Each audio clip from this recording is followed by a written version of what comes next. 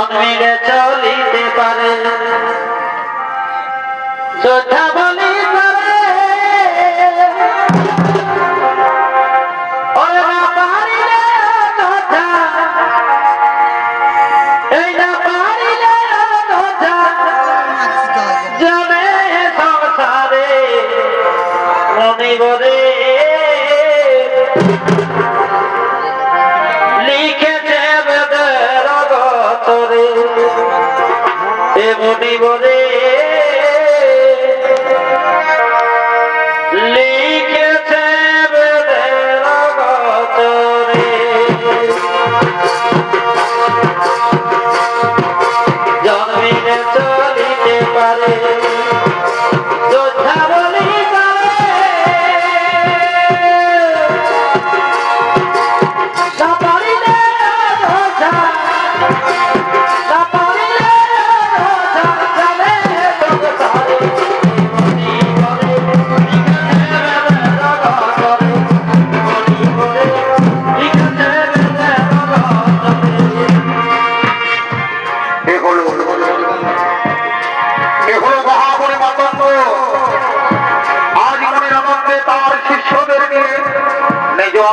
আগমন করেছে আরে মহাবলী মাতঙ্গের ভূমিকায় আপনাদের আরো উদ্ভাসিত রঙ্গমঞ্চে ছৌ নৃত্য পরিবেশন করবে চিরহাতু নিত্যানন্দ ছৌ নৃত্য নাট্যের পরিচালক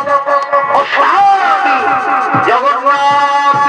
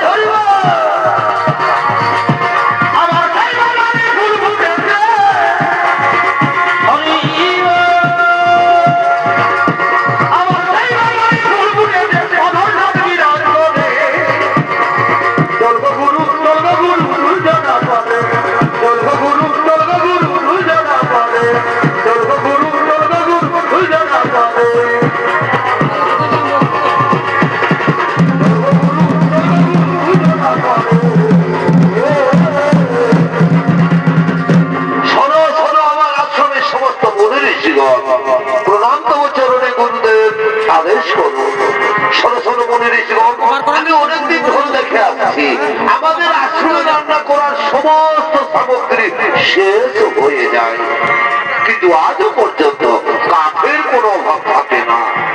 আমার তো মনে হয় কেউ যেন চুপি চুপি এই আশ্রমে কাঠের বোঝা রেখে দিয়ে যায় না তো। সেটি গুরুদেব কে হতে পারে সেই মহাপ্রভু? যেই হোক না কেন আজকের এই গভীর রাত্রে তোমরা তাকে হাতে হাতে ধরতে হবে। কে সেই মহান ব্যক্তি? আমি এখন চললাম শয়নাগারে। কেমন? ঠিক আছে গুরুদেব, আজকে আপনারা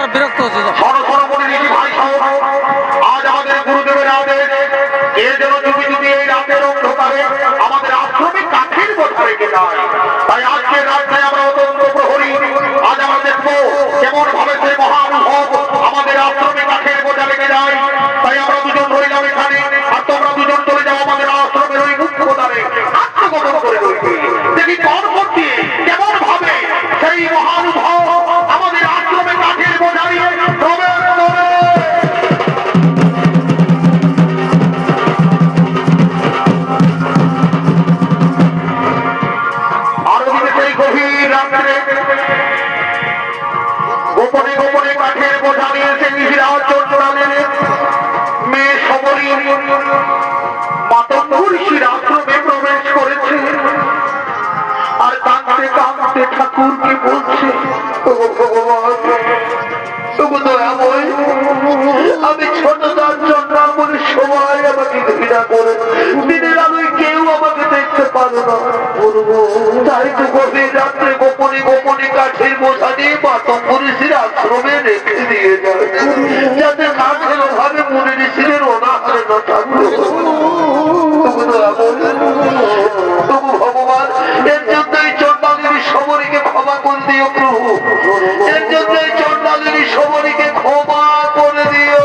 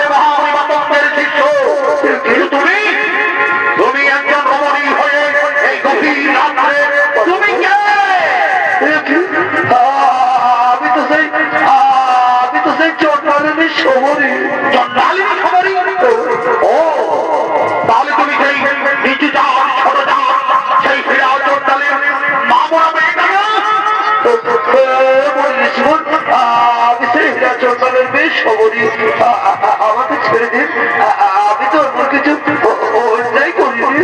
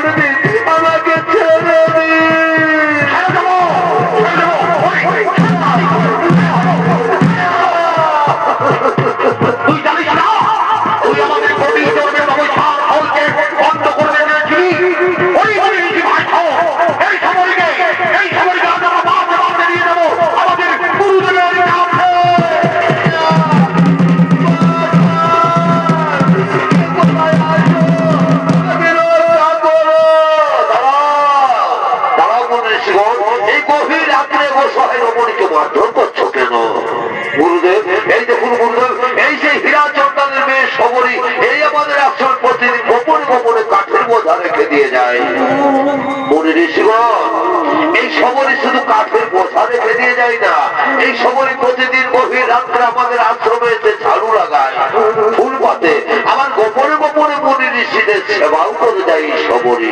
গুরুদেব, তাহলে আমাদের ভুল হয়ে গেছে গুরুদেব, আপনি আমাদের ক্ষমা করে দিন।